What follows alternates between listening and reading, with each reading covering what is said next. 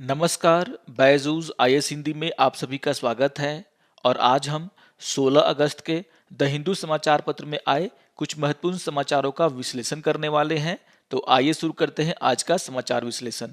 आइए सबसे पहले मैं आपको ये बता दूं कि आज के इस सत्र में हम किन विषयों पर चर्चा करने वाले हैं।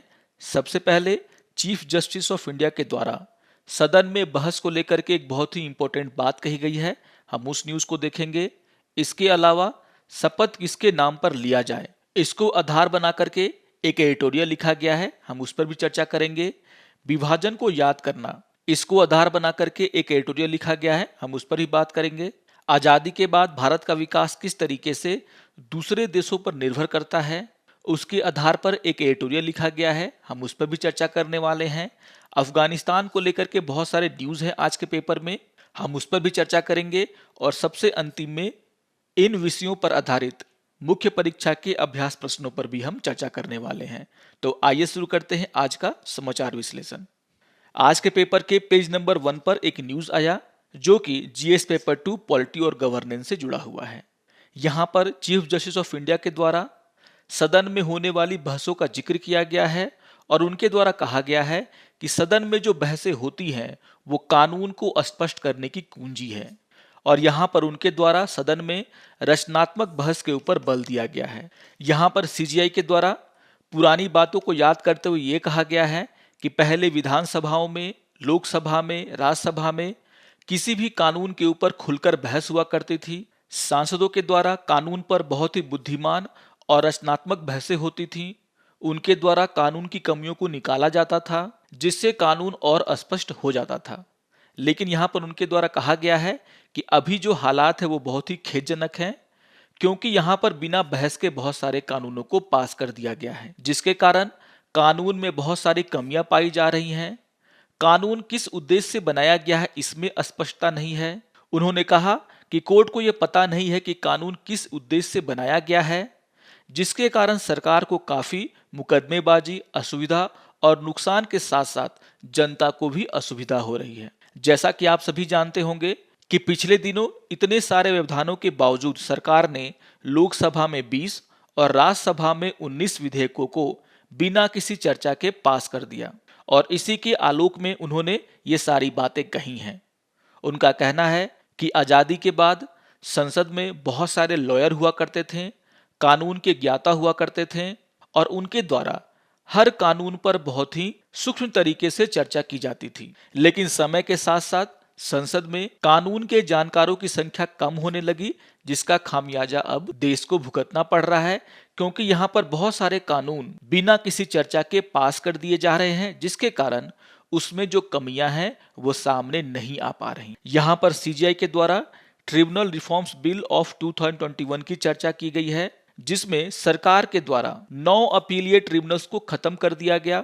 यहाँ पर उन्होंने फिल्म सर्टिफिकेट अपीलिएट ट्रिब्यूनल की भी चर्चा की है, जिसको बिना सोचे समझे सरकार के द्वारा खत्म कर दिया गया विपक्ष के विरोध के बावजूद। इन सभी बातों का चर्चा करते हुए चीफ जस्टिस ऑफ इंडिया ने यह समझाने का प्रयास किया है कि किस तरीके से रचनात्मक बहस किसी भी कानून को उसकी कमियों से अवगत कराता है, यह कानून किसके लिए बनाया जा रहा है, इससे किसको फायदा होगा, उसमें स्पष्टता आती है। यहाँ पर इस न्यूज में सबसे अंतिम में यह कहा गया है कि हाल के दिनों में सुप्रीम कोर्ट और अन्य न्यायालयों के द्वारा हमारे देश में मौलिक अधिकारों को बचाने के लिए बहुत सारे काम किए गए हैं और न्यायालयों को उसको लेकर के आगे भी काम करते रहना पड़ेगा।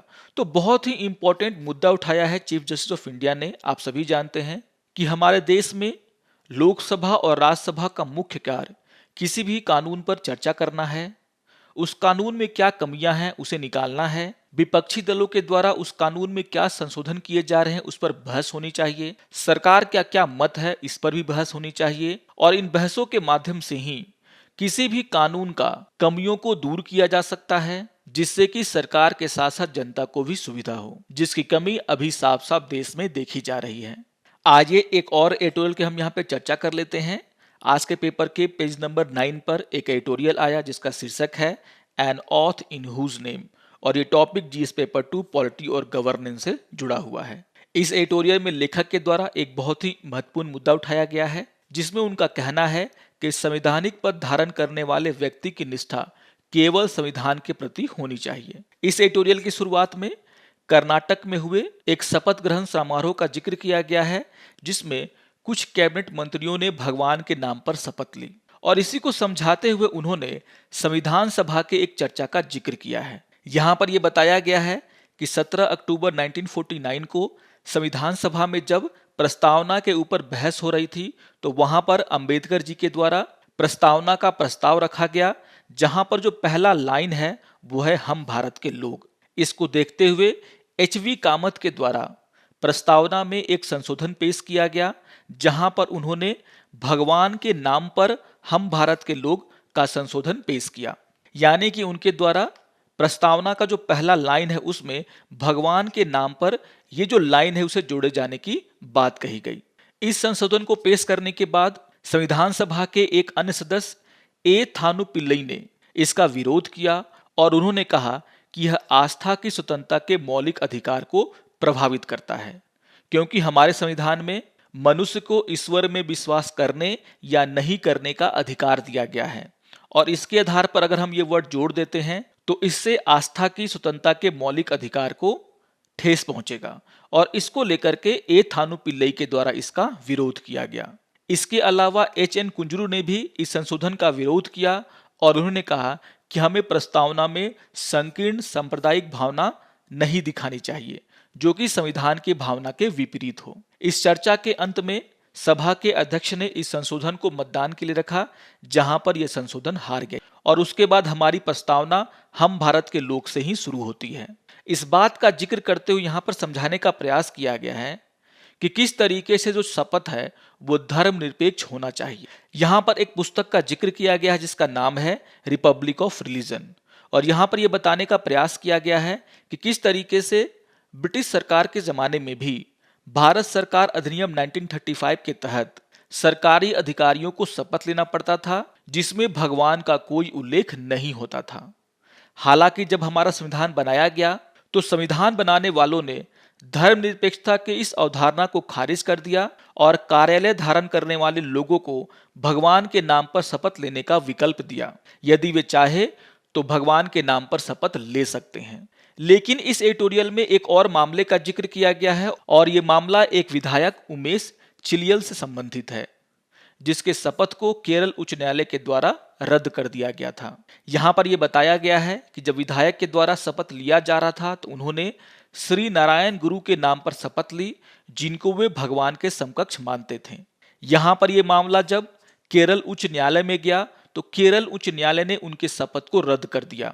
इसको देखते हुए विधायक के द्वारा उच्च न्यायालय में इस आदेश को चुनौती दी गई, जहां पर सुप्रीम कोर्ट ने साफ साफ कहा कि निर्वाचित प्रतिनिधि को शपथ लेते समय संविधान के शब्दों का सख्ती से पालन करना चाहिए और संवैधानिक पद धारण करने वाले व्यक्ति की निष्ठा केवल संविधान के प्रति होनी चाहिए। यहाँ पर यह बताया गया है कि भारत एक गणतंत्र है और यह गणतंत्र सभी नागरिकों का है, भले वह व्यक्ति आस्तिक हो या नास्तिक हो, दोनों के लिए ये देश बराबर है।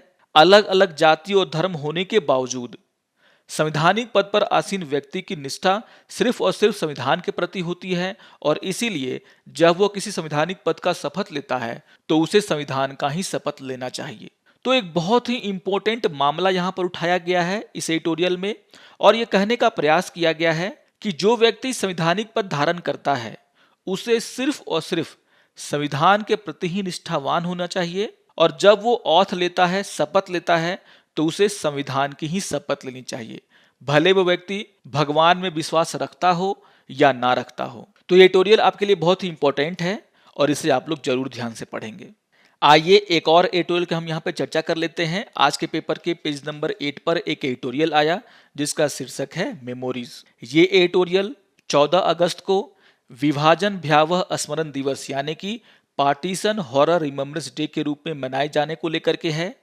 यहाँ पर कहा गया है कि सरकार के द्वारा इस घोषणा को करने के बाद लोगों के द्वारा इस पर मिली जुली प्रतिक्रिया दी गई है और इसी की चर्चा करते हुए यहाँ पर समझाने का प्रयास किया गया है कि पार्टीशन सिर्फ भारत और पाकिस्तान का नहीं हुआ था, यहाँ पर 3 देश शामिल थे। आपको पता होगा कि आगे चल करके बांग्लादेश का भी जन्म हुआ और यहाँ पर यह बताने का प्रयास किया गया है कि भारत को पाकिस्तान और बांग्लादेश को शामिल करके विभाजन को याद करना चाहिए था और ऐसा करने से यह याद ज्यादा उपयुक्त होता। आप सभी जानते हैं कि विभाजन के कारण 20 लाख से ज्यादा लोग मारे गए थे, लाखों महिलाओं का अपहरण हुआ था, उनके साथ गलत काम किया गया था, 15 मिलियन से ज्यादा परिवार विस्थापित हो गए थे। और यहां पर इस दर्द को भारत, पाकिस्तान और बांग्लादेश के लोगों के द्वारा झेला गया था। और इसीलिए अगर हम पार्टीशन को याद करना चाहते हैं, विभाजन को याद करना चाहते हैं, तो पाकिस्तान, बांग्लादेश को भी इसमें शामिल किया जाना चाहिए था। यहां पर यह बताने का प्रयास किया गया है किस तरीके से 1971 में बांग्लादेश के निर्माण ने टू नेशन थ्योरी, जो कि धर्म पर आधारित था, उसे नकार दिया। और इसी को समझाते हुए यहां पर कहा गया है कि विभाजन के बावजूद भारत ने जिस तरीके से प्रगति की, उसने विभाजन के घावों को भरने में मदद किया। इस एडिटोरियल में यह कहा गया है कि एक राष्ट्र को अपने अतीत को नहीं भूलना चाहिए और हमें विभाजन की भयावहता को स्वीकार करना चाहिए, उसे संग्रहित करना चाहिए, उस पर शोक किया जाना चाहिए, उसे स्मरण भी किया जाना चाहिए। हालांकि यहां पर यह भी समझाने का प्रयास किया गया है कि अगर हम इस दिन का नामकरण करते हैं तो इसके कारण चिंता यह है कि यह राष्ट्र को आगे देखने के बजाय दर्दनाक समय में पीछे मुड़कर देखने के लिए मजबूर करता है। और कहा गया है कि यह देखते हुए कि यह जो विभाजन है वो सिर्फ भारत नहीं बल्कि 3 देशों ने महसूस किया था और इसीलिए इन 3 देशों को मिल करके इसको याद करना चाहिए। यहाँ पर यह भी कहा गया है कि यह बहुत ही आवश्यक है कि न केवल 1947 की हिंसा को याद किया जाए, बल्कि यह किस कारण से हुआ उसे भी याद किया जाए। यहाँ पर कहा गया है कि जिस तरीके से ब्रिटिश साम्राज्य के द्वारा ऐसी स्थिति पैदा की गई, उसे भी जिम्मेदार ठहराया जाना चाहिए। आने वाली पीढ़ियों को साम्राज्यवाद के खतरों के बारे में शिक्षित किया जाना चाहिए। ताकत के बल पर मनमाने ढंग से धर्म के नाम पर जो विभाजन होता है, उसकी बुराइयों को हमारे आने वाली पीढ़ियों को समझाना चाहिए और तभी जाकर के सही मायने में हम विभाजन को याद कर पाएंगे। तो कुछ बहुत ही इंपॉर्टेंट बातें यहाँ पर कही गई है। जिस तरीके से यहाँ पर यह बताने का प्रयास किया गया है कि विभाजन को याद करते समय हमें पाकिस्तान और बांग्लादेश को नहीं भूलना चाहिए, उनके लोगों के द्वारा भी विभाजन की भयावहता को महसूस किया गया था। इस मुद्दे को यहाँ पर उठाया गया है जो कि बहुत ही इंपॉर्टेंट है। आइए एक और एडिटोरियल की हम यहाँ पे चर्चा कर लेते हैं जिसका शीर्षक है India's fate is tied to the rest of the world, और ये topic GS paper 2 international relation से जुड़ा हुआ है। इस एडिटोरियल में बताने का प्रयास किया गया है किस तरीके से आजादी के बाद से ही भारत ने प्रगति की राह पर अपना कदम बढ़ाया और धीरे धीरे बाकी दुनिया के देशों के साथ मिल करके भारत ने अपने विकास की गाथा लिखी। यहाँ पर यह कहा गया है कि जब भारत आजाद हुआ तो शुरुआत में ही उसके 2 दुश्मन बन चुके थे, पाकिस्तान और चीन। और इसके बावजूद जिस तरीके से भारत आगे बढ़ा, उसने दूसरे देशों की मदद की, वह काबिले तारीफ है। यहाँ पर यह बताने का प्रयास किया गया है कि आज़ादी के बाद हम एक गरीब देश थे, हमारे देश में बहुत ज़्यादा विविधता थी और अपनी सुरक्षा और विकास को आगे बढ़ाने के लिए हमें दुनिया के बहुत सारे देशों के साथ जुड़ाव की आवश्यकता थी, जिसे भारत ने बखूबी किया। यहाँ पर कहा गया है कि भारत ने आज़ादी के बाद से ही अमेरिका और सोवियत संघ के साथ मैत्रीपूर्ण संबंधों को चुना।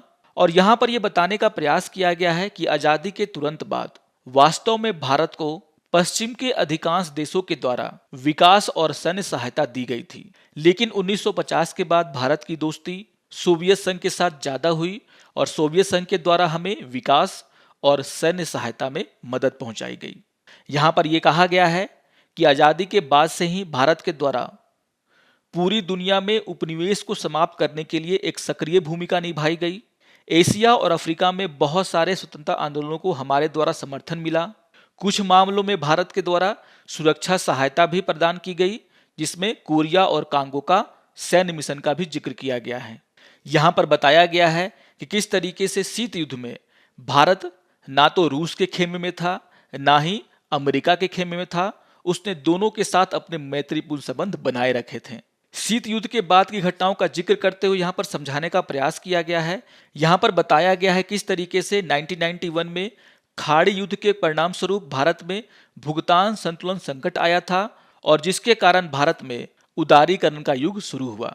1991 के बाद से ही हमारे देश में अर्थव्यवस्था को उदार बनाने के लिए कई सुधार अपनाए गए, जिसके कारण भारत की आर्थिक प्रगति कई गुना बढ़ गई। यहाँ पर बताने का प्रयास किया गया है कि 2004 के बाद जो सरकारें बनी उन्होंने भी बहुत सारे अच्छे काम किए।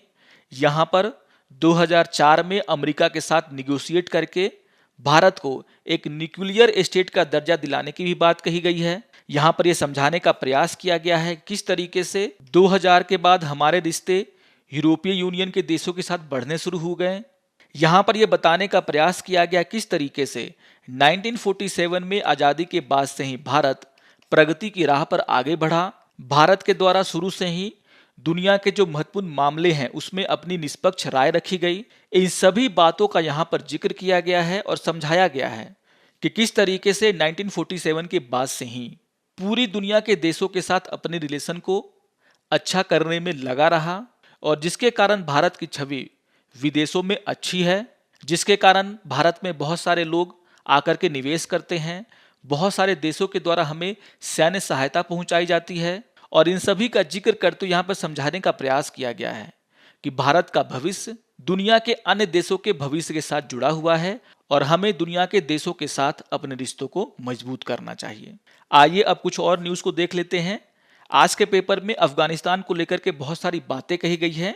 चूंकि अभी वहां पर बहुत सारे चीजों में बदलाव आ रहे हैं, इसको लेकर के यहाँ पर आपको ध्यान रखना है कि चीजें बहुत ही जल्दी से वहां पर बदलेंगी। हालांकि आज जो न्यूज आया है उसमें यह बताया गया है कि वहां के राष्ट्रपति अशरफ गनी ने देश को छोड़ दिया है और यहाँ पर उनके द्वारा कहा गया है कि खून खराबे को रोकने के लिए उन्होंने ऐसा कदम उठाया है।